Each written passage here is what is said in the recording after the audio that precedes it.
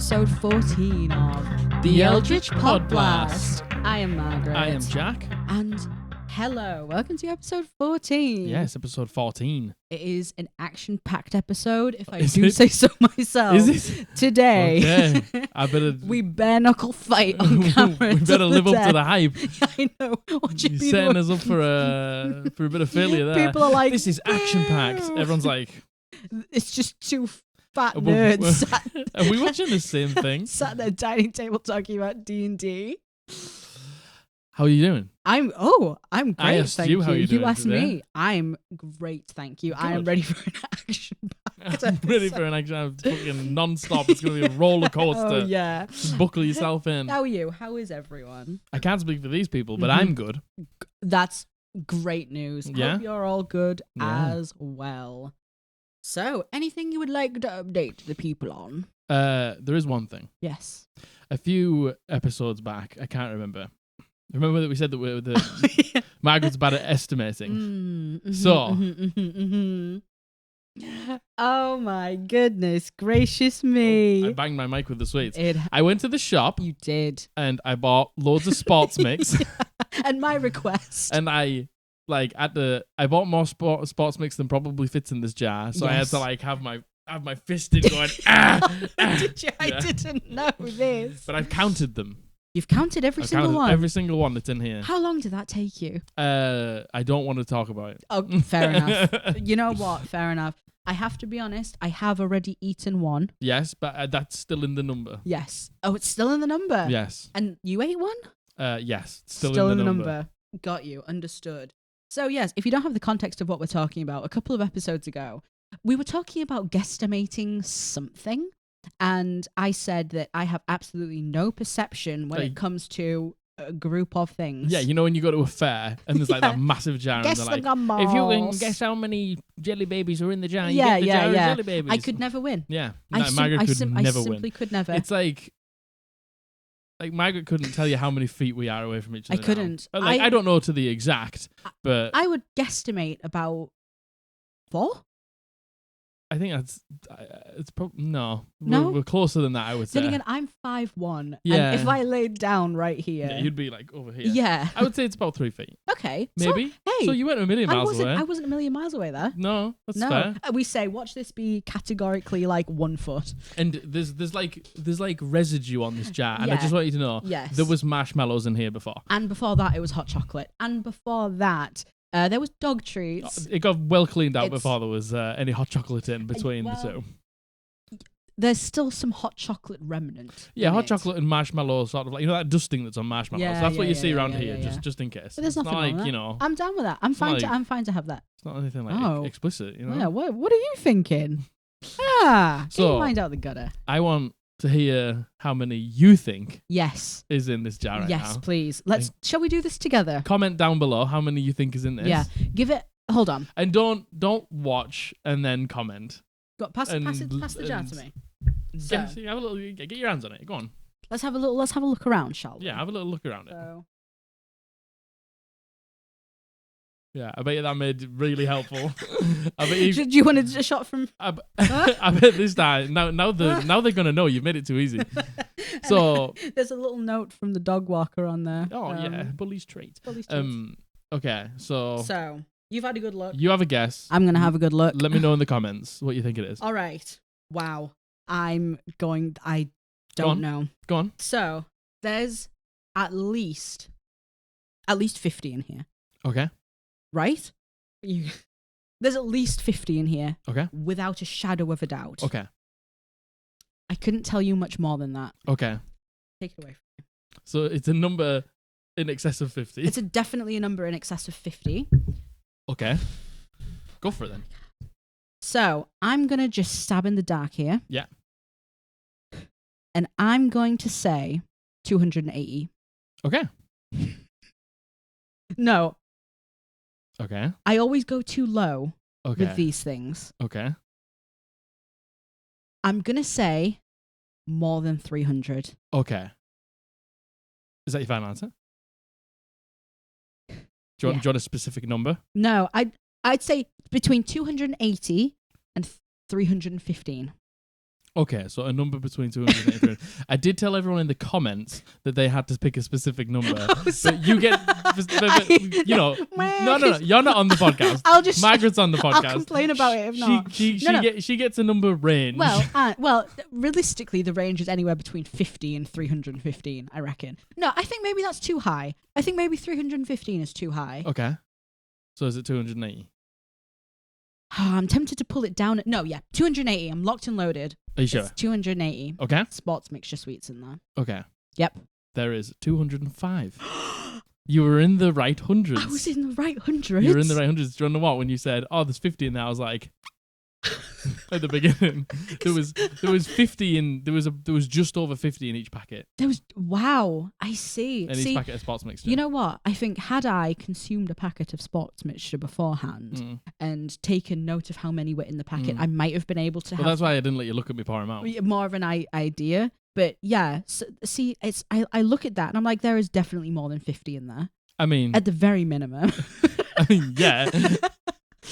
You could probably look at the side and count 50 just like this. Do you think? Yeah. All right. There's 205 in here. Yes, there is for a fact. Do you want one now? Yeah, I do. Did you try to have another one? I get your hands off. I did, and that's including the 2 we consumed. Yes. How did you do, guys? Yeah. Let us know. I want the black one. The black ones are definitely the best one. This is going to be... These are the only things that Margaret likes the yellow ones of. I do, because they're pineapple, not lemon. Pineapple, not lemon. This is going to be audio hell for you. Shall I?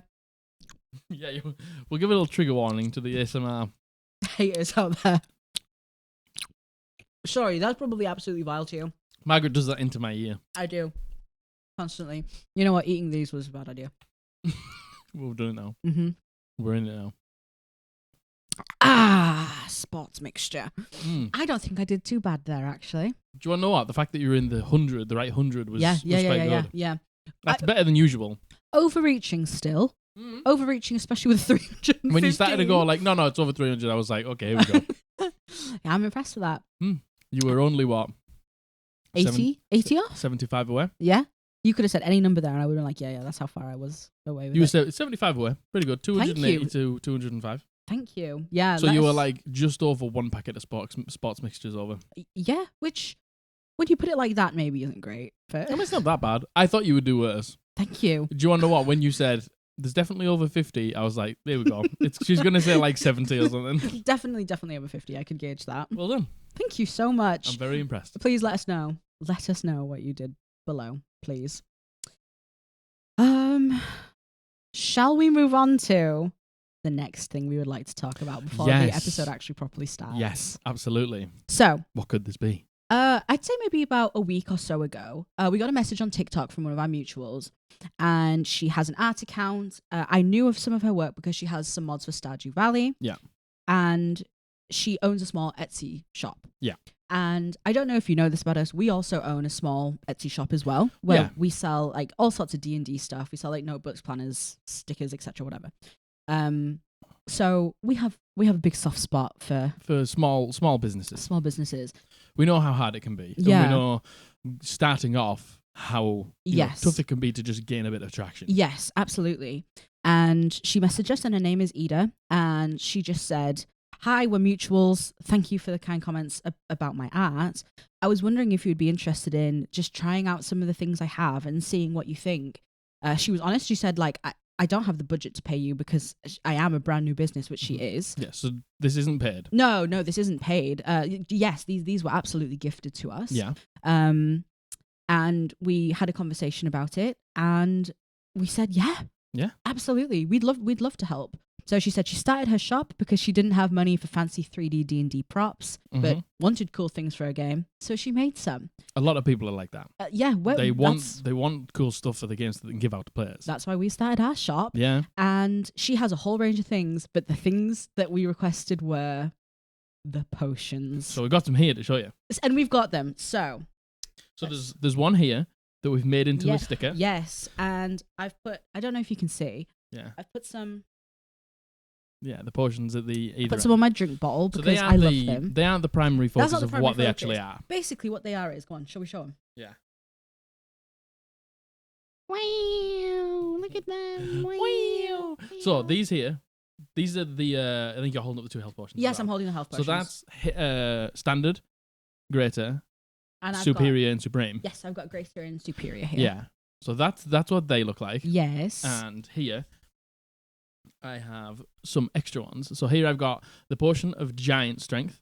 I've got the potion of fire breath. You should show them on the backs as well. Yeah, and then this is potion of advantage. So it gives you all of the and these information, all the information about the potion. So yeah. Yeah, these do. These potion of greater healing restores 4d4 plus 4 HP. And it's got all the information on the backs of them. Yeah. What they are is they're basically 3D props for you to have at your table to hand out to your players or to have as a player to keep track of the shit you have in D&D. How many times have you gifted out as a DM to your players healing potions? Yep. They've used it and they haven't rubbed off the sheet.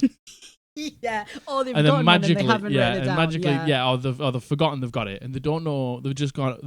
They know that they've got a greater or a superior. Yes. But they didn't write down greater or superior. Yeah. So now they're like, oh, which one is it? And how many times do you have to go and Google? Yeah. What they do as well. Yeah. What is it? It's 2d4 plus 2. Is it 4d4 plus 4? Like, what is what? Yeah. It says it on the back. Yeah. That to me is so cool. I completely agree. The way that looks is amazing. These are absolutely gorgeous. We'll obviously link her Etsy, we'll link her TikTok, but her store in the description. Yes, her store on Etsy is called IdaIda Art, and she is, as you can see, an incredibly talented artist. And she also does art commissions as well. These are all digital downloads. So basically, you go onto the Etsy, you buy them. They're very, very inexpensive as well, may I add. You can use that as many times as you want. Exactly. Well, and I kind of wanted to prove the point that they're not just props that you can hand out. I did run this past her first, and I said, like, could I use them as stickers and put them on the laptop? Margaret lives for a sticker. This is my laptop, and I've now got one. I don't mind because it looks beautiful. I do live for a sticker. It's a perfect in between. It's like she said, the perfect in between a 3D prop and not. Yeah. So do you want to know what? She's a small business. Yeah. If you like the sound of them, the Etsy shop's going to be in the link down below. Yes. Head over and show some support if you want to. Yes, please do. Honestly, please do. And it's not just potions. She sells all sorts of other things as well. Yeah. So take a look. So many amazing other things. Yes, I agree. So thank you so much for reaching out to us. Thank you, Ida. Honestly, thank you for reaching out. We are more than happy to give a shout out to small businesses. Yes, honestly, it's our pleasure. We've been there ourselves. We're still there now. Our business is still, I would say, a small business. It's been going for... Oh, yeah, we're still a small business. What, 3 years? 3 years. And we're still a small business. Yeah. And we'll leave a link to our own shop down below as well. Yeah, there might be something, shameless plug, there might be something you like from our shop as well. Yeah. But this is the thing, like, these people in the D&D space who are creating such fantastic things like these potions. Yeah.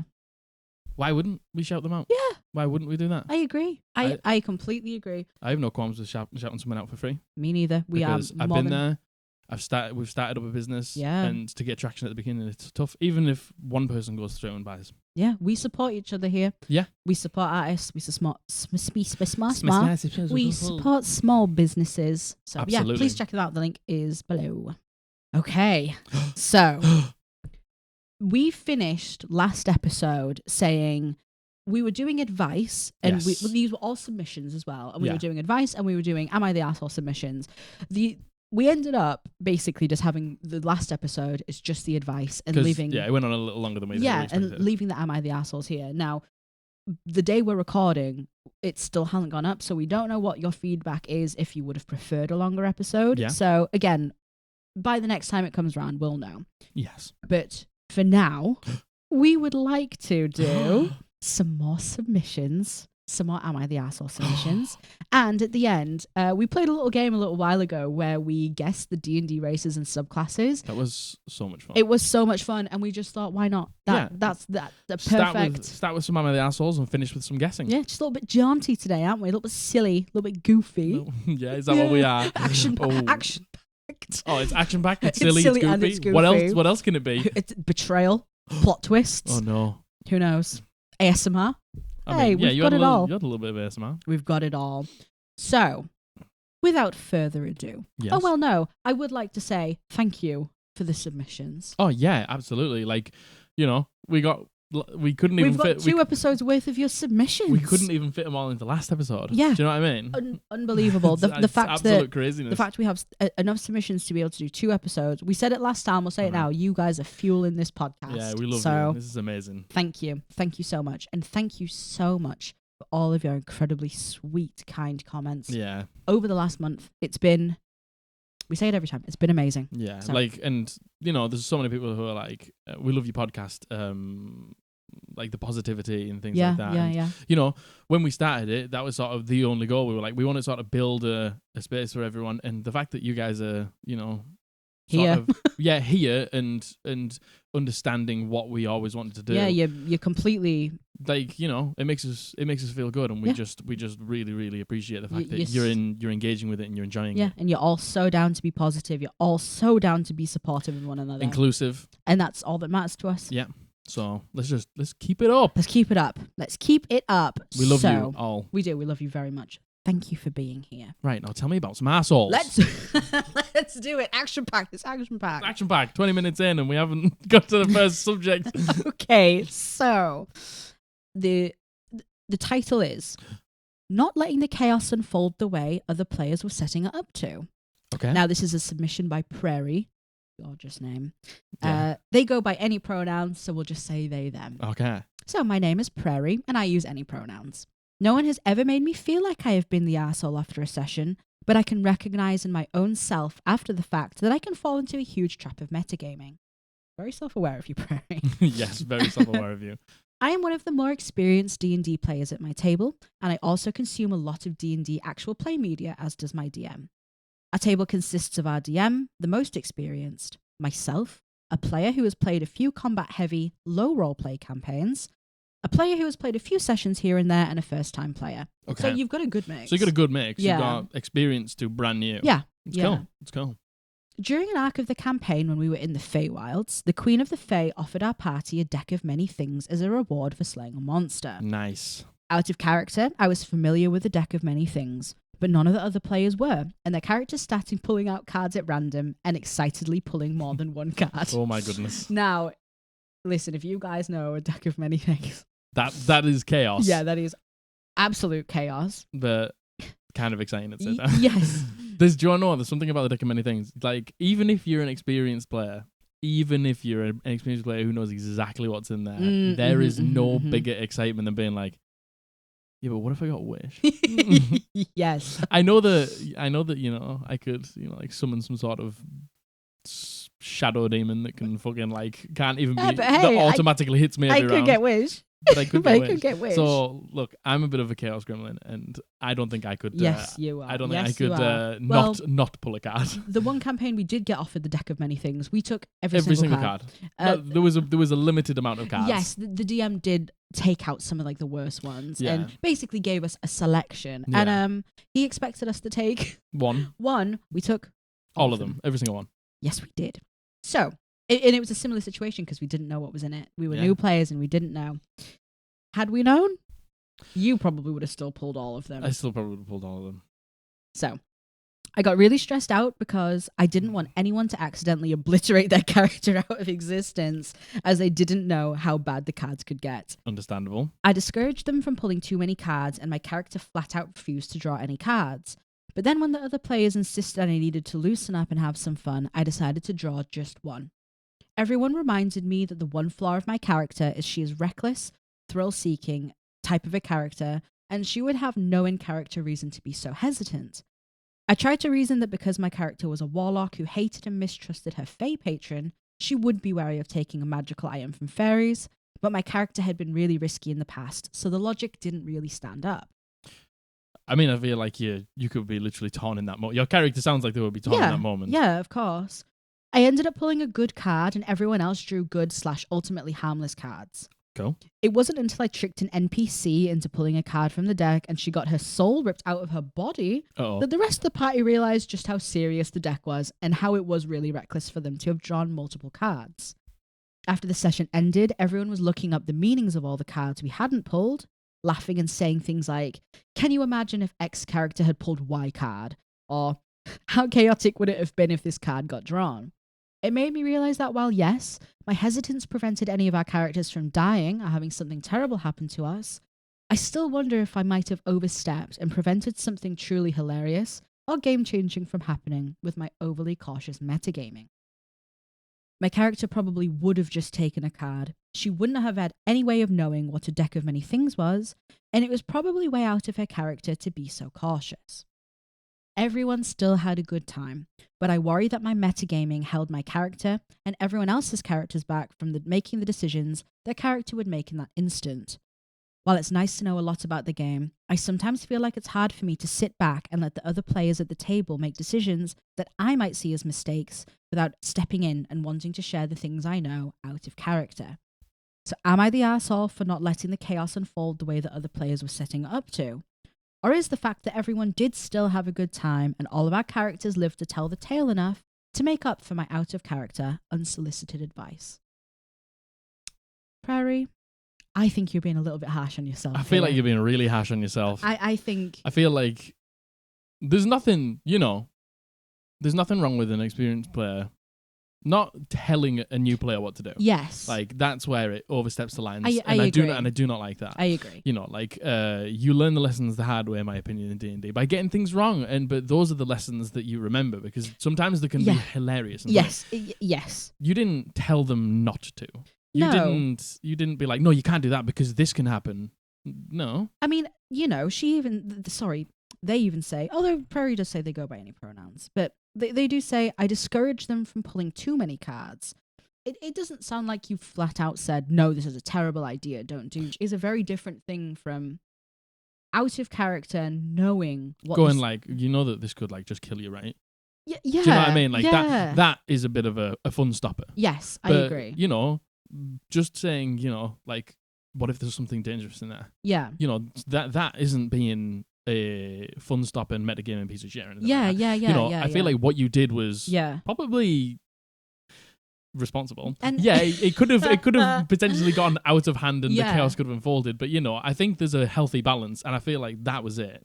Yeah, and you know what? I do know what you mean by when they say my character didn't pull a card because me as a player knew. But they did in the end.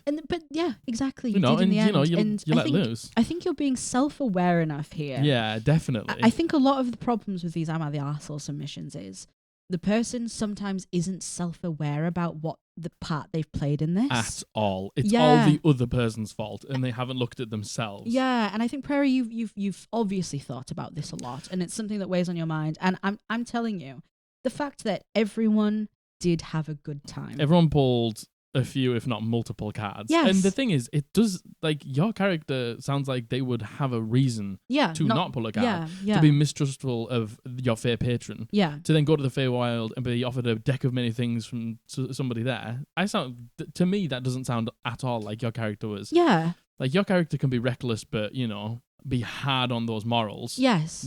So I don't think you were either way at all. No, I think, yes, don't get me wrong. There is an element of metagaming there by not letting your character 100%. Do that. But you did it in the end anyway. Yeah, you did it in the end anyway. You listened to what your party said and you were like, yeah, fair enough. So you were enough of a chaos gremlin to say it, to do it, even though you knew you shouldn't. But the thing is, I do understand where you're coming from, Prairie, with your knowledge of the game sometimes hinders your decisions. Yeah, 100%. Because like there is a time in the game where we can be like, we know that this isn't a good idea because we out of game. No, yes, I do commend my party all the time. You guys are so good with being like, my character wouldn't know this, and allowing that to just But that's not a slight at you, Prairie. And you know what? I feel like this is a very common thing. I think 100%. A lot of people who are in these situations, and it sounds like you do just care about your party. Yeah, they you do. explicitly say, I didn't want anyone to die. Yeah. Like, I think that's a good thing, by the way. I think this probably happens more often than you think, is the battle between, oh my God, I know this isn't a good idea, but would my character, and then making the decision like that. Yeah. So I do completely understand your concerns. And also, we've seen this before as well with somebody who's experienced not wanting to say something to somebody who's inexperienced In case they feel like they're telling them what to do. In case they're telling them what to do. Yeah. But sometimes those new players do need a bit of help. Yeah. It can get a little chaotic in like tense situations. Yes. So, being an experienced player and just offering a helping hand is different to telling somebody what to do. It absolutely is. It's completely different. And I think you're in that little head. Yeah, you're very self-aware, which is a good thing. Yeah. I don't think you should be. You're not an asshole. No, you're not. You're not. You're not at all. No. Okay. So on to the next one. Yes. DM wouldn't allow me to use OP spells. So this submission was anonymous. They didn't leave any pronouns, so they, them. In my first campaign early on, my DM wouldn't allow me to use spells by blocking certain narratives. Primarily, this included heat metal and some others, but for my point, I'll focus on the initial spell, which was heat metal.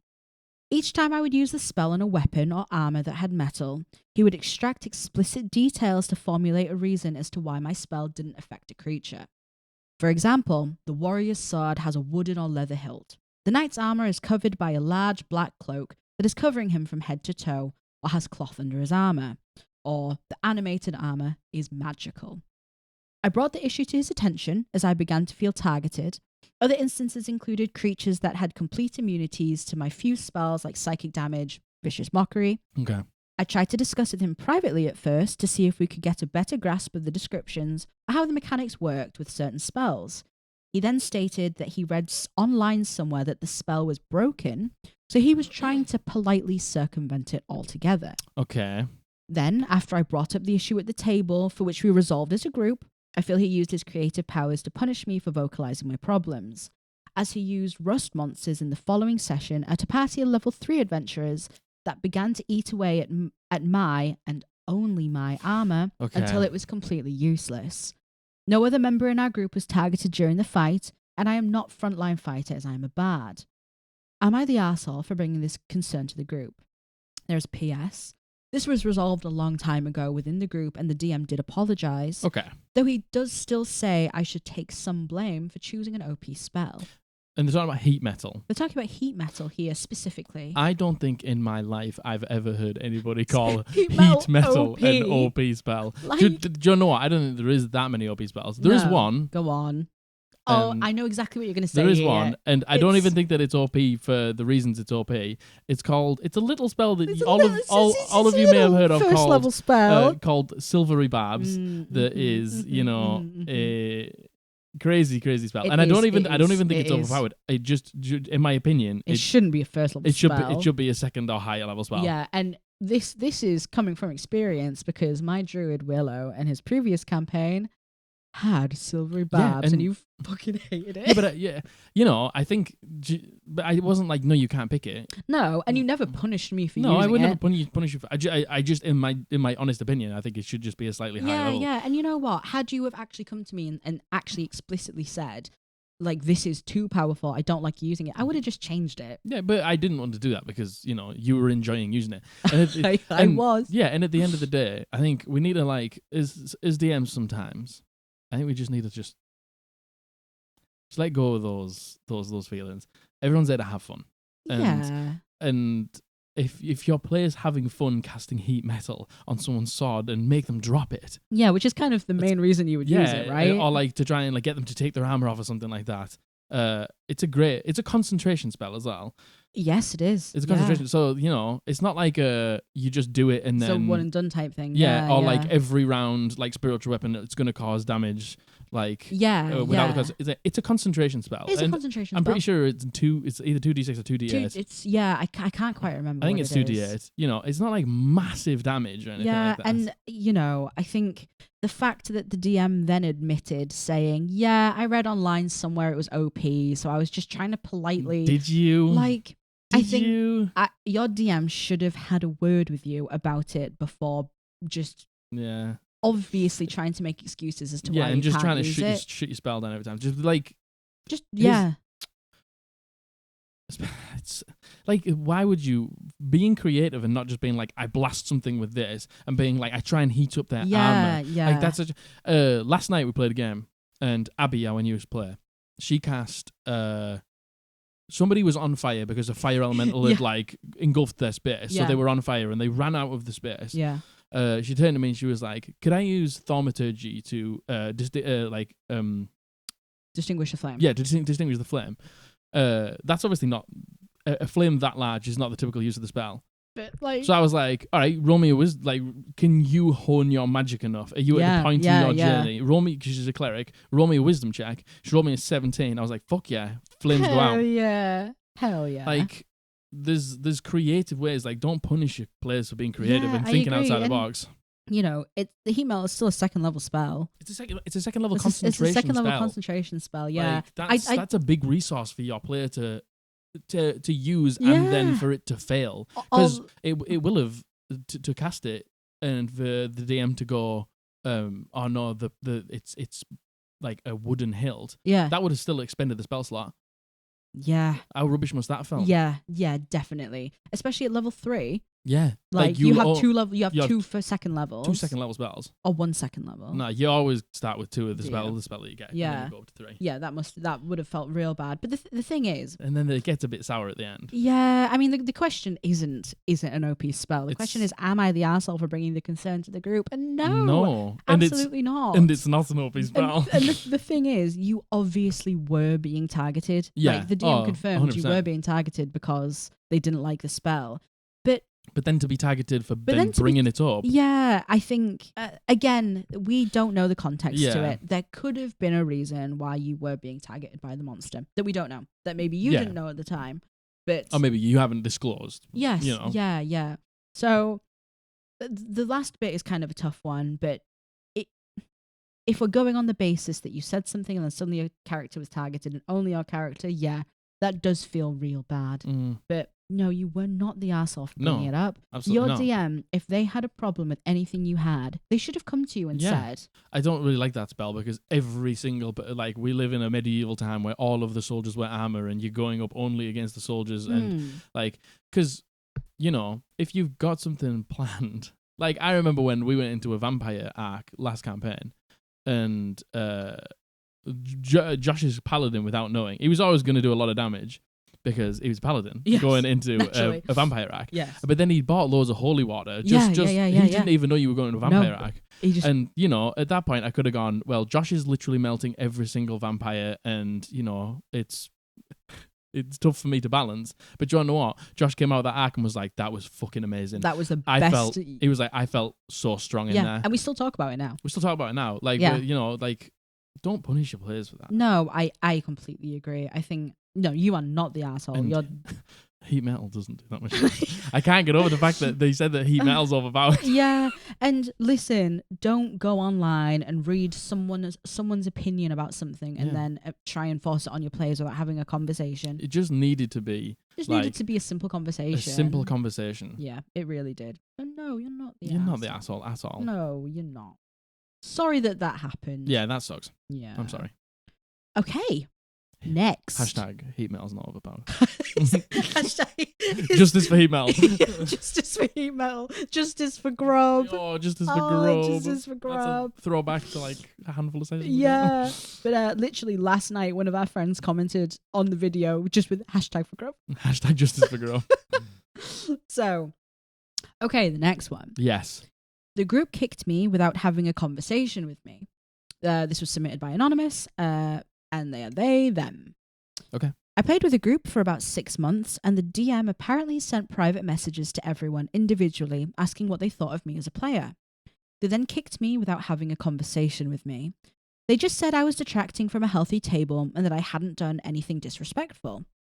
The only thing they had ever said to me was something like, by being so aware of everything out of character, you can protect your character. She's becoming a Mary Sue. I think he was trying to accuse me of metagaming, but it was based on things that I would not define as metagaming, such as misreading the tone of a scene as humorous, or taking notes and making out-of-character theories that did not affect my in-character gameplay. Mm-hmm. I genuinely do not know what this means, and he never had an actual conversation with me before the kick. When I tried to talk to them, I mentioned that I had seen metagaming from another character with respect to something about my own character that they shouldn't have known but acted as if they did, which I don't think was malicious. I think she just forgot. And they said something like, This is exactly what I'm talking about. Oh, sorry, I've clicked off the... Oh, I've clicked off the thing. it's all right. You'll find it again. Please, fill the empty space. Ah! Ah! blowing everyone's headphone users sound out. I'm sorry. And they just said something like, this is exactly what I'm talking about. You have no idea what is going on under the hood. So now I think that... Sorry, I've lost You're it all entirely. over the shop. Come on. You got this. This is exactly what I am talking about. You have no idea what is going on under the hood. So now I think that they did think I was being disrespectful. I can't imagine having all these secret conversations about someone, then immediately kicking them and becoming distant unless I had done something truly awful. Am I just that unself-aware that I did something horrible and I don't even know it? I don't understand. Okay. This is a tough one. It is a tough one because unless you're so I'm going to talk about like those examples first. Yeah. The metagaming examples, because we aren't the sort of group. We don't really do it. You know, where it's like, can everyone leave the table except this person? Yeah. You know, like we have a lot of dream sequences in mine. We have a lot of visions. Yeah. There's not so many private conversations. You guys like to do a lot as a group. You don't like to separate yourselves.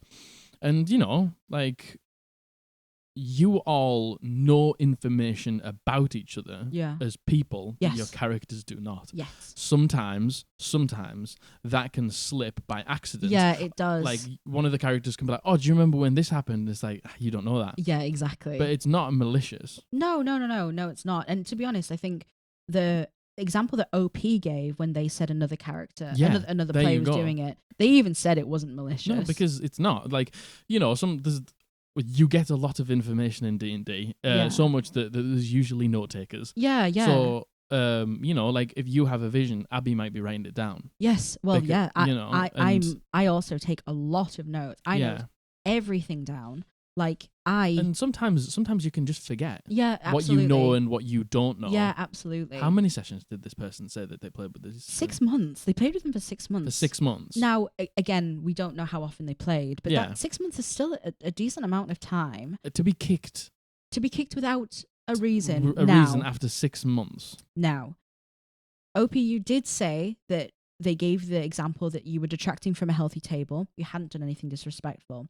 Now, if that was the case, I still think you should have been given genuine examples of what had happened. After 6 months, I think you deserve it. Yeah, and I think, OP, I don't know you, but I think anyone in that situation, if they messaged like that and said, people are uncomfortable, you're detracting from our healthy table because of this, this, and this, I think the person being told that would make an effort to change that. I mean, I can't speak for everyone. Yeah, like, but if that was me, if you know, if there was an established group and you joined and played for a number of months, yes, let's just say they play once every 2 weeks or once every month. It's not every week.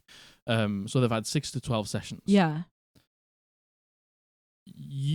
Things that you do might not come out all the time. Yes. That annoy other people. Yeah. So by that time, I feel like I can't remember what I was going to make it. I feel like there would have been enough examples if they wanted to kick you. Yes. For them to explain. Yeah. I get a real bad feeling that, like, I can't believe they have left you in the dark after that many sessions. Yes. And just saying that's exactly it, you don't know what's going on under the hood, is such a vague explanation. I agree. And to be honest, that sounds like that you have no idea what's going on under the hood suggests to me, the way I'm reading into it, I'm assuming. You know what assuming does. We know what assuming does. But I think that suggests to me that, there has been conversations going on. Oh, there's definitely been conversations between the DM and the rest of the players. OP even opens up with saying that the DM sent private messages to everyone individually. That's the only thing I can. When we once tried to join a group, we played one session. And it went well. It ended up not being our cup of tea. Yeah, that's all it came down to. The group actually stayed afterwards to discuss, like, us. Oh, yes. And, sorry. Like, yes. we knew that was happening. Yes. Which was sort of like, daunting, but at least yeah. we knew, all right, well, they're going to discuss about, whether us joining. They want us to join. It's their game, and I can respect that they need to, like, converse between DM and players and stuff like that. But, like, secret messages about you. Yeah, and again, this is only one side of the story, but it sounds like OP genuinely really doesn't know what they've done. Because I don't know what you've done, OP. I know, yeah. And if the example that they're giving is you metagame too much, then listen, a conversation should have been had. I don't understand why something like you clearly got along well enough for 6 months for you to play. Yeah. So they can't have disliked you like too much or anything like that. You couldn't have done something so bad for them to want to immediately kick you. Which is exactly what OP says. So, OP's like, I can't have done something that egregious. No, because you've been playing for 6 months. And no one had said anything. I think for you, you should have been, you were owed a conversation. You were owed a conversation to Definitely. just be like, me and some of the other players think that you metagame. You know, like different tables think an amount of metagaming can be different to others. Definitely. Like our table, story-wise, dream-wise, vision-wise, metagames like, fuck, I don't care. But I could see a lot of other tables caring about that. Definitely. So, but if that was a problem, why didn't they just come to you and be like, they should have said, in our opinion, you metagame too much. Here's the example. Yeah. Could you stop that? And you can just be like, oh, fuck, yeah, that's fine. I didn't even think I was doing it. Now, we can't give an opinion as to whether we think you were metagaming or not. I can give my opinion, and it sounds like you would fit right in at my table because, because that's exactly what my players do. I agree. So we can't comment. We can't comment on that. But no, at the very, very, very least, OP, you deserved an explanation to the kick and a second chance. And you deserved a conversation before the kick. I say a second chance. But you deserved to know that something was going on. I agree. And the fact that you weren't told, regardless of what your behavior was, as long as it wasn't inherently toxic, then I think you've been unfairly treated here. I think you have. I think you have as well. I think that you are not the asshole, and the rest of your party is. I'm kind of yes. I was going to say. I know you. I don't think that's okay.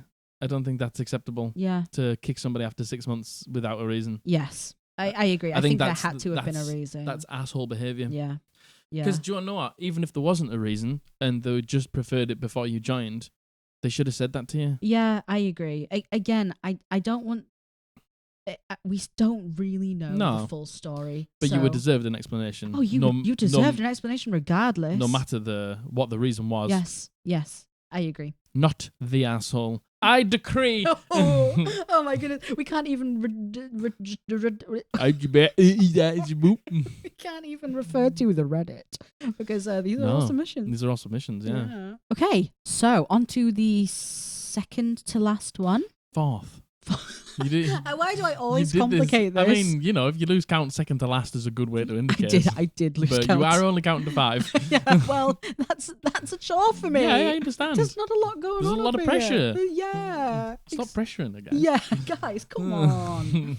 Okay, so being annoyed because I'm always in the crossfire during battle. Now, the poster is anonymous, but they go by she, her. Okay. So the backstory. I, 26 female, am part of a homebrew campaign with a DM, my husband, Tina, and John. Okay. Tina and John are placeholder names. Okay, cool. I joined the campaign when the party was already at level 4 or 5, but have now been part of it for 2.5 years. Tina plays a Dragonborn Warlock Sorcerer, while I usually play a Monk Cleric, and I am the closest to a tank that our party has. Tina's favourite spell to use is Fireball, but what Warlocks isn't? This in itself does not bother me, but it's always bothered me a little bit that because I have a +9 and advantage on dex saves and evasion, meaning half damage on a fail and no damage on a success, that Tina would still cast Fireball when I'm in melee with an enemy, which being a monk, I usually am. While it's bothered me, I never said anything about it because my monk and her warlock are friends in game, and both are about strategy, and that strategy/risk works for them. Okay. The story. My monk was temporarily unavailable, and I was playing as my backup character, an ASMR ranger fighter that everyone believes to be human due to family secrets for a short period of time. Very cool. Now, I told Tina and John prior to Ranger getting introduced that there may be some personality clashes and strategy classes, as the Ranger is very to the book and doesn't believe in risking allies' lives. Both Tina and John said they understood and they were okay with potential clashes. In the second session that I'm playing as a Ranger, I'm in melee with the enemy, and Tina once again casts Fireball while I'm in the crossfire. Keep in mind, I only have a +1 to dex saves now, and none of the other perks the monk did. At the end of the battle, Tina's character and my character had an argument about this, with me saying to Tina in-game, essentially, that was an unnecessary risk. How am I supposed to trust you as a supposed ally when all you've done is been rude to me and hit me with spells? Tina's character pushed back, but ultimately apologized. After that session, I spoke to the DM, saying how I dislike always being in the crossfire.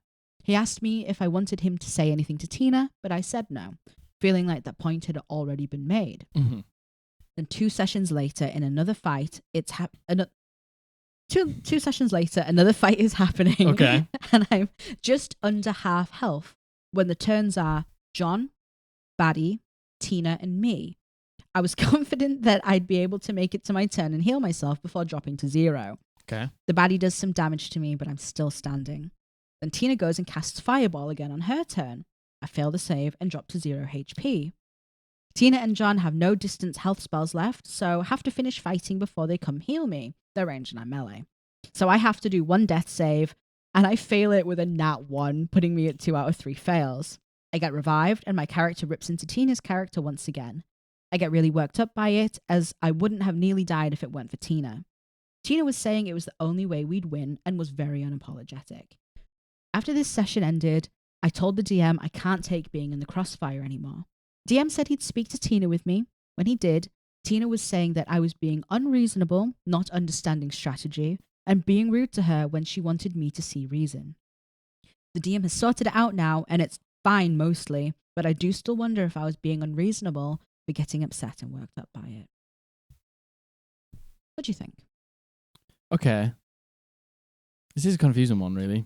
Yeah, this is a tough one. I mean, so like, let me get the.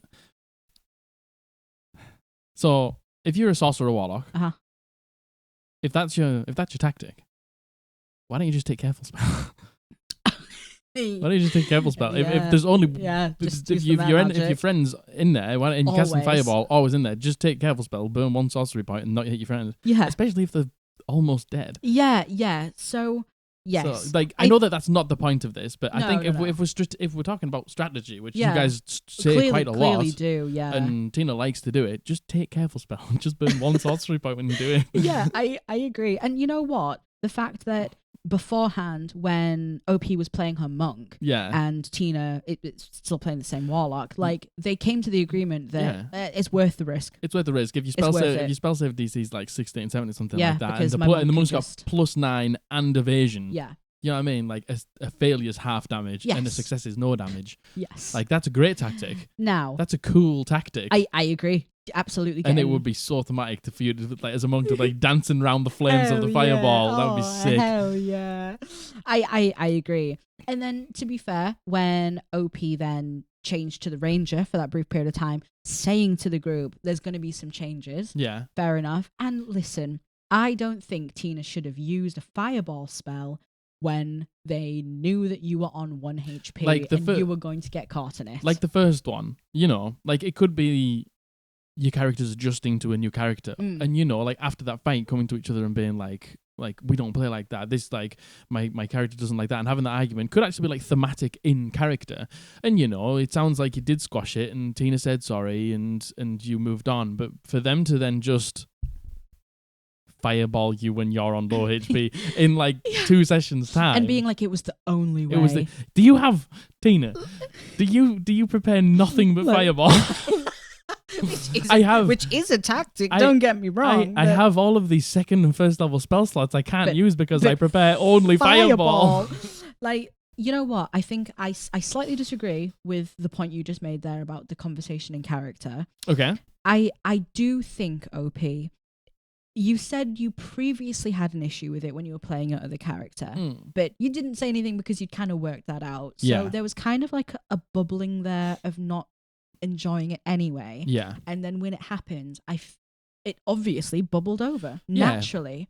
I think at that point, maybe instead of, or as well as having the conversation in character, I think maybe you should have had a word with Tina. Like maybe taking the DM up on that conversation. Yeah, like taking it out of game and aired your frustrations, because when it happened the second time and you did go down, it probably made it so much worse. Yeah. It sounds like you two were on 2 different pages. It does. OP says, we had the conversation. I thought it was squashed. Tina obviously either didn't. Or it wasn't. Or it wasn't, exactly. I think a conversation out of game could have really helped here. Yeah, now, just at the end of that session. Yes. When you had the conversation in-game as the fighter the first time. Yeah, definitely. And you know what? Good on your DM for coming to you and saying, do you want me to talk to her? The fact that you went to your DM and then the DM said, do you want me to talk to her? Like, yeah, do you know what? I agree with you. I think you're right. I think just being like, trying to just, if you didn't like it, trying to squash it once and for all. Yeah, just with a conversation out of character. Yeah. I don't like it, and I take unnecessary damage in every fight, and it's another thing I have to think about. Yeah. And I think maybe at the time that your DM did end up speaking to Tina, maybe at that point it was too far gone. Yeah, I mean, it sounds like it was because it bubbled over. Exactly, and don't get me wrong, the way Tina replied to your DM in response to that isn't fair. What did Tina say? Tina replied being like, saying OP was being unreasonable, not understanding strategy, and being rude, which I don't think that's the case. Just use careful spell. just use careful spell. That's what it's there for. No, you're right. You're absolutely right. And OP, it's not a fair way to respond there. Yeah, we love these characters, and it sounds like you guys put a lot into your characters. 100%. And to have a backup character, Jesus Christ, how prepared are you? That's amazing. I don't know. When your character's off doing other things, that's super cool. Yeah. We care a lot for these characters. Yeah. And to just constantly put your character in danger and even put them down on the ground isn't fair. Yeah. I don't...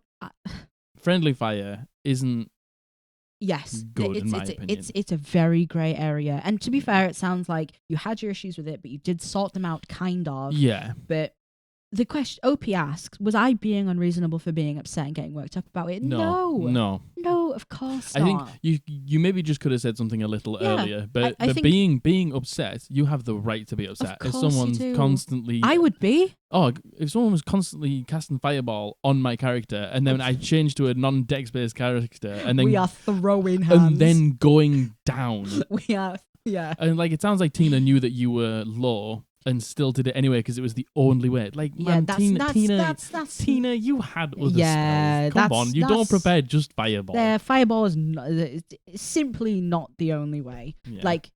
But no, you are not the asshole for getting worked up about it. I actually don't think anyone's really being the asshole. I don't. Here. I think it could have just been squashed earlier. Yeah, I think you just need to have a conversation. That is all. But I can understand your frustration. Your frustration is warranted. Yeah. Definitely give you that bit of reassurance. Yeah, indeed. Okay, so this is the last one. This is number 5.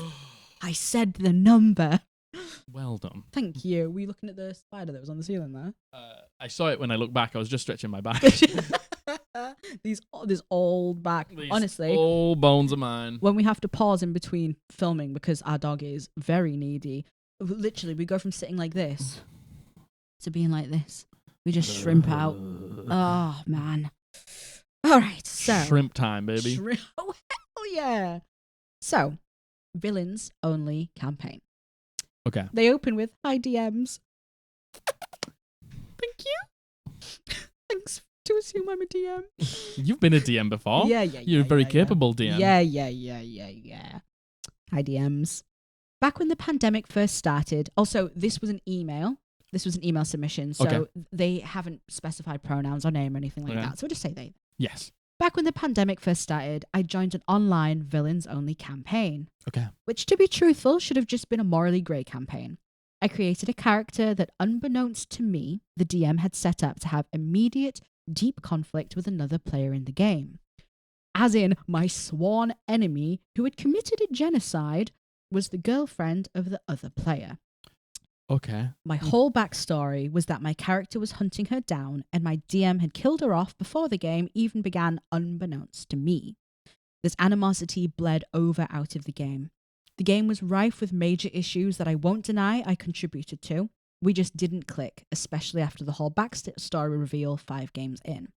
So cut to game 7 or 8, and my character discovers an important character from her childhood, someone who helped raise her, someone she had questions for. The party, instead of letting my character try to sneak in to talk to him or figure something out, decides to randomly join the public assassinations of said character despite my protests. This was led by the other player whose girlfriend I was hunting.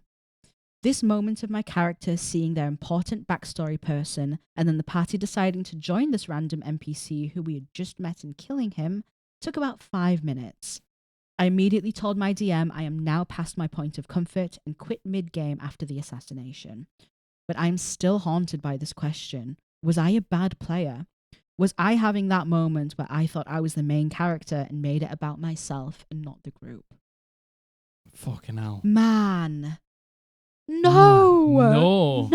I don't know if I, as a person, could play in that campaign. No, I don't think I could. I don't think I could either. I think exactly what you said. Like, it would bubble over out of game, like the conflicts. Yeah, which clearly it did. Like, I think that would happen to me. I also think that would happen to me. And I think that would happen to most people. And the thing is, we are very good at separating ourselves from characters. Yeah. Very good. But then the problem is, when you're being put into this situation and your backstory's kind of been predetermined for you, and your DM is setting you up with these heart-wrenching moments, which another character has had part in, of course that's going to set you off on the wrong foot. That's setting you up for failure immediately. Yeah, immediately. Oh, man. I think that is so cruel for them. And the thing is, OP does say it's a villains-only campaign. It's a villains-only campaign, but I don't know if... I feel like these people didn't quite expect the level of crossover between... Like, you can all be villains against somebody else, but to be villains against somebody else in the party... Is tough. It's going to be immediately hard to deal with. That is really, and for it to tough. come out like that early on in the campaign as well, like... Yeah. Maybe if you'd, like, grown a bit of a bond between each other and then... Yeah, and you kind of learned to see the differences. And, it came out later on in the game, then you could be like, I know that you've done something wrong, but... Yes, like there's been X, Y, and Z to... The things that we've been through have shown me that you are now better than that. You know what I mean? Like, maybe that could be a really cool thing, but the fact that it just comes out in session 5 that... You're like sworn enemies and I know, and then you're hunting the girlfriend who assassinated. Do you know what I mean? Like I don't know how I would get that to work. That honestly just sounds really messy. That sounds hard to play. That sounds really messy. That sounds like there is nothing but drama that's going to come out of that, to be honest. But again, I say that. Do I think our group, we're all best friends, we've known each other for years and years and years, would we be able to play in a villains only campaign with things like this? I think we could. To think? Yeah, I think we could. I still think it would be hard with us as our best friends. Do you think? Yeah. Yeah. With like conflicting backstories like that. Like, like you all want to succeed and you all want to... Yeah. And listen... You all want to complete your backstory. Yeah. That's why you write one. OP says... Was I having the moment when I thought I was the main character? Listen. You're allowed to have that moment. You are the main character. Like, D&D is literally about, like, you're a adventuring person who's probably going to become some sort of, like, hero. Yeah. Like, getting into those higher levels, you can do things that normal people can't do. You can cast spells that, change planes of existence. Yeah. You can stop time. You know what I mean? Like those things, you can overcome things that nobody can. You are a hero. Yes. Don't ever feel like you are not allowed to be the main character in Dungeons and Dragons. That's what you are. I think the main distinction from that is, though, you are all the main characters. Yeah. So you all have to allow each other a moment to shine and not, murder someone's NPC who was important to them. The only thing holding me completely back from going in is the fact that it was a villains-only campaign. Yeah. And this does sound something akin to what would transpire. I was going to say perspire. Just sweat it out. That's what happens when you sweat it out. What would transpire in a villains-only campaign? Yeah, it sounds exactly like what would transpire. I think maybe you wanted to give it a go and it just wasn't for you. I don't think there's anything wrong with that. No. I don't think you are alone or in the minority of people who probably would agree with that. I couldn't play in a villains only campaign. I don't think I could, is what I'm saying. I don't think I could. And I don't even think you could play with our friends, because I think, you not think conflicting interests between party members, can cause heated moments. I think it would get really frustrating. Like, that's it. I think it would be frustrating even between friends. And this was an online randomers. Yes, I think so. Well, to be fair, OP does say none of them clicked. They obviously just didn't click. Yeah. So, and I'm not surprised if you're all supposed to be against each other. Yeah, if you're not giving yourselves room to. You're being set up to fail. Yeah, you're being set to fail. Yeah, you're being set up to fail, and I think it's hard because it was a villains only campaign, and you know what? Maybe this is just more of a learning lesson than anything else. Don't play those campaigns. Don't play those campaigns, and I also want to commend you for just saying this is past my point of comfort. I'm done and going. Yeah, I don't think a lot of people could have been able to do that. Yeah, I think like being able to know that moment. Yes, is a big thing. Yes, definitely. Being able to literally just go like, nah, too much for me. I'm out. That's a good trait to have. That is good. Yeah, I think this is more of a learning moment. Yeah, I don't think 100%. Anyone's particularly the asshole. No, I don't think so. And apart from all of your villaons, maybe. But that's the point. I guess that's the point. That's the point. You're all assholes because you're all villains. Because you're all the bad guys. Yeah. No, I don't think anyone's the asshole here. No, just some more ASMR for you there, guys. Terribly sorry. So, no, that was the last one. Yeah. I was about to be like, on to the last one. Yeah, that was the last one. Thank you for those submissions. Thank you very, very, very much. We hope you enjoyed. I hope that... I was going to say, I hope we gave you the validation that you needed there. Don't know if we did, but... We did what we thought was best. Yeah, honestly, we love reading these. They're good, clean fun. So thank you very, very, very much. Yeah, thank you very much. Thank you. So, shall we get on to our little game? Yes. Who would like to go first? You can go first. You want me to read one to you? So, are we reading... So, just so if you didn't watch the last video, basically, we have picked 2 subclasses. And 2 races. And 2 races each. And all races and all subclasses come with like a description at the top in like bold lettering normally. Yeah. And I changed some of the words in there so it's not too obvious. But do you want to know what? I think I've been a little bit easier this time. Have you? Yeah. I've maybe picked things that you know. Oh, thank you. Thank you. Also, yeah, if you didn't watch the other one, Jack is incredibly good at this because Jack managed... I'm not that good. Margaret just seems to think I'm really good for some reason and because she said glory and I said, is it the glory paladin? I did. But no, Jack, genuinely, Jack retains a lot of information and he knows generically quite a lot about the subclasses and the races. So, you got everything. Yeah. Do you want me to read mine first? Yes. Are we doing subclasses and races? We'll do the subclasses and then we'll do the races. All right. Guess along. Yeah. Let me know if you get it before I get to the end and I give it to Margaret. Yes. Okay. Okay. Yes. You ready? I'm ready. Subclass first. Yep. A mysterious and feared frontline warrior. This character has mastered the art of using specific types of magic to summon the fading shades of unrealized timelines to aid them in battle. They charge into the fray as a cycling swarm of shadows and strikes. That sounds cool. That does sound cool. So frontline. So we're talking like barbarian, fighter, monk? Yeah. Any of them? Yes. Okay. I'm going to say fighter. Okay. Is that right? I'm not telling you.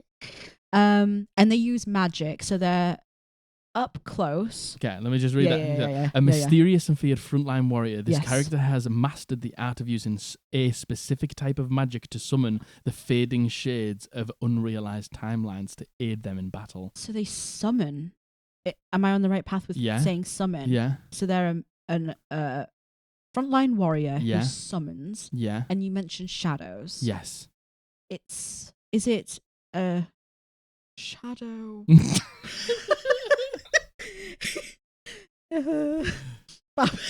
Shadow barbarian. Is it okay? Is shadow not in it? No. You know this. Ghosts. You know this subclass. I know the subclass. Yes. Is it a fighter? Yes. Is it an Eldritch Knight? No. Is it an Echo Knight? It is an Echo Knight. Is it an Echo Knight? Thank you. Thank you.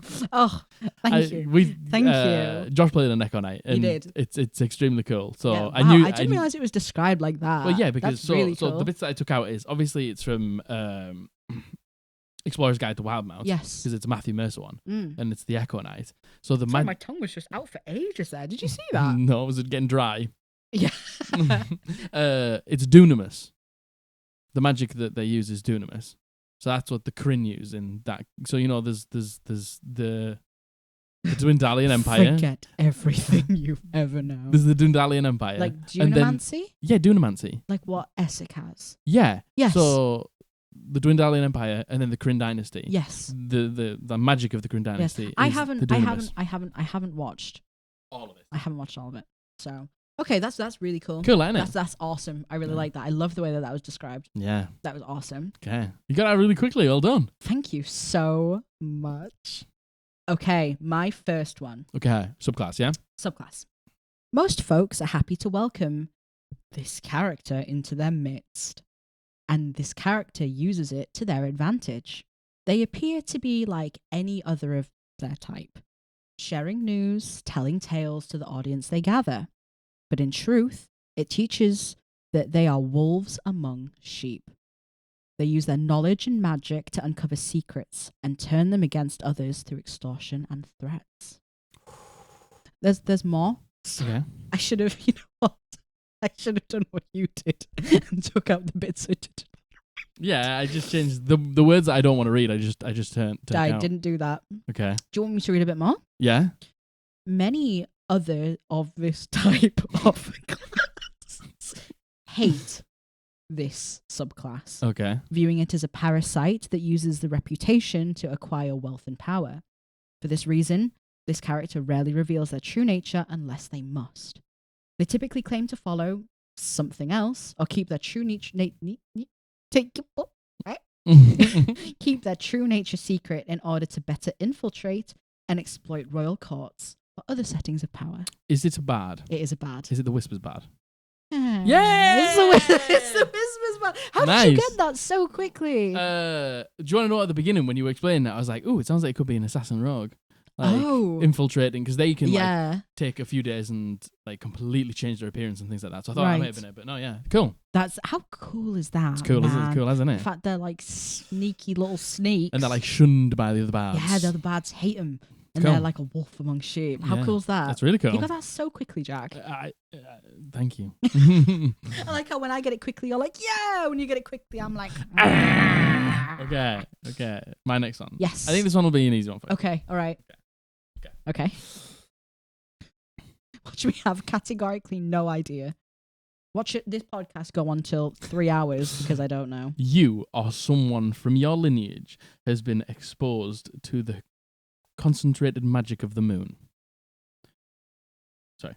The concentrated magic of the moon or moons of your world, imbuing you with this magic. Perhaps your ancestor was involved in a druidic ritual involving an eclipse. Or maybe... Is it a Circle of the Moon Druid? No. Or maybe... That's why I put it in, because I was like... Yeah, you faked me out. Yeah, I did. Or maybe a mystical fragment of a moon crashed near you. However you came to have your magic, your connection to the moon is obvious when you cast spells, perhaps making your pupils glow with the colour of a moon from your world. Wow. Causing spectral manifestations of its phases to orbit you, or some other effects. Wow. Is this Twilight Cleric? No. You know what? I've read this. Yeah? I have absolutely read this because I love the moon. There's one giveaway line. Is it druidic? No. Is it elf? Okay. A giveaway line. Yeah, there's a giveaway line in there. Do you want me to read the giveaway line? Yes. However you came to have your magic. Sorcerer. Yes. It's a moon. No. Sorcerer. No. It's a nearly midnight. No. Dark. No. Night sky. No. It's a... Think about the moon. Twilight. It's a sparkling celestial. No. Man, you guys, you're probably sat there. Yeah, everyone's like in the comments, fucking Margaret, white knuckling it. It's a sorcerer. Yes. A star night. No, think about it's about the moon. What? Eclipse. No. Phase. No. Celestial. That's close though. Phase. It's like. What, like the cycles? The what cycle? Eclipse? Moon cycle. Yeah, but it can be called something else. Oh God, the A. Do you want me to give it to you? No. Go on, give me one more hint. Do you want me to give you what letter it starts with? You'll get it straight away. Go on. L. Luna. Yes. It's the Lunar Sorcerer. The Lunar Sorcery Sorcerer. I love that. That's really cool. I've read that before because I'm not surprised because anything to do with the moon. I like anything how I was witchy like that. Like I was like, I love the moon, and then I couldn't think of the word lunar. I know. I'm a fake fan. I'm a fake fan of the moon. Oh, good God. Okay. Awesome. Thank you. That was Go on, give me your next one. Okay. Many of these characters. Just write it out properly. Many of these characters walk a fine line between life and death. I'm so sorry. I've lost it. Risking their own lives and taking the lives of others. Okay. While adventuring on that line, some characters discover a mystical connection to death itself. These characters take knowledge from the dead and become immersed in negative energy, eventually becoming like them. A certain guild value them as highly effective information gatherers and spies. There's more? Okay. Is it a rogue? Yeah. Okay. Is it the Phantom Rogue? It's the Phantom Rogue. I'm so bad. You're not bad at it. What gave it away? Well, I just think about the it can't get like rogues can be edgelords. Oh hell and yeah! Hell yeah! That's the edgiest of the edgelords. Man, I love the sound of Phantom Rogue. How cool does Phantom Rogue fucking play sound? it then? I shan't, but it sounds really, really cool. It does. I think it is really cool. You got that. You can bottle. Is it the one where you can bottle the spirit or something like that? And you can gain proficiency in different skills. It's so cool. Yeah. So rogues are just so fucking versatile. Yeah, I think Abby has a Phantom Rogue / cleric build. Abby has every single subclass in the game. Oh yeah, ready to go. Every single character, no matter what. But yeah, I thought that was really cool. Yeah, really cool. All right, we're 2 for 2. Yeah. Not that I shouldn't be 2 for 2. Realistically, the fact I couldn't get Luna. No, yeah. Okay, races. Yes. Okay. So, this race relies on stealth and strength to attack, preferring to operate at night. When they're not in battle, they spend much of their time resting or dozing and bully weaker creatures into doing their bidding. From the viewpoint of the rest of the world, their aggression and savagery are thankfully offset by their rarity and lethargy. Are they bugbears? Well done! Did I just get that? Yeah, you just got it first one. Oh yeah. my goodness. Oh, you know what? I know nothing about bugbears, but it just sounded like a bit bugbeary. 10 foot reach. 10 foot reach because they're nasty stinking arms. Because they got the big one. Yeah. They get a baked in sneak attack as well. Do they really? Yeah. I think it's something like on the first round of combat they get and add an extra 2d6 to their attacks. But they're like massive things, right? Are they not that big? No, they're like big and lanky, but like it says, the races rely on strength, stealth, and strength. Right. You know what? I think what gave it away was that they're rarely seen. Yeah. Which I mean, yeah. Nice. Well, you did well. You got Thank you so much. I can't believe I got that. Honestly, I can't believe I got that quickly. I'm very proud of you. Thank you so much. Whereas if you got that quickly, I'd have been like, I fucking hate you. Wah. Okay. At the highest mountain peaks, far above the slopes where trees grow and where air is thin and the frigid winds howl, dwell this reclusive race. Few folk can claim to have seen them, and fewer can claim friendship with them. This race wander a bleak realm of rock, wind, and cold. Their bodies look as if they are carved from mountain stone, giving them great physical power. Do you want to keep going? You know what it is. Yeah. Go on. It's Goliath. It is Goliath. It absolutely categorically is Goliath. Yes. What gave it away? Carved from stone. Is that what it was? They have stone's endurance, don't they? Don't know. So they can half the damage, half incoming damage, per round of thing. See what I mean? Jack just knows so much about. Loads of people know those sorts of things. I didn't. I'm not special. Oh no, you are. Yeah, maybe for other reasons. Yeah. But not for this. Yeah. How cool is that? Just. It's cool. That's. I honestly don't know anything about Goliath. Cool as fuck. That is cool. Yeah. You ready for the next one? I am. Okay. This race are sometimes called the Were-Touched. This is a shifter. This is a shifter. How did you know? I know this because I also nearly put Shifter in. Oh, well done. And it's because I am obsessed with werewolves. I love werewolves. Cool. I love stuff like that. So I actually looked at Shifter when we were going into this campaign because I was obsessed with being a werewolf. Yeah. So you can turn into a big wolf, can't you? Yeah. As you dread. Yeah. Well done. Thank you. Sorry, I interrupted you there. No. I interrupted you on the Goliath one. It's Shifter. Well done. You're very good at the races. Thank you, because I like Twilight. All right. Then my last one. Go for it. It's very short. Okay, that's fine. This race occupy an uneasy place in a dangerous world, and they react by lashing out at any creatures they believe that they can bully. Cunning in battle and cruel in victory, this race are fawning and servile in defeat. Fucking hell, I have no idea. Is it a tough one? I don't know. Is that the whole description That's that was the given? whole description.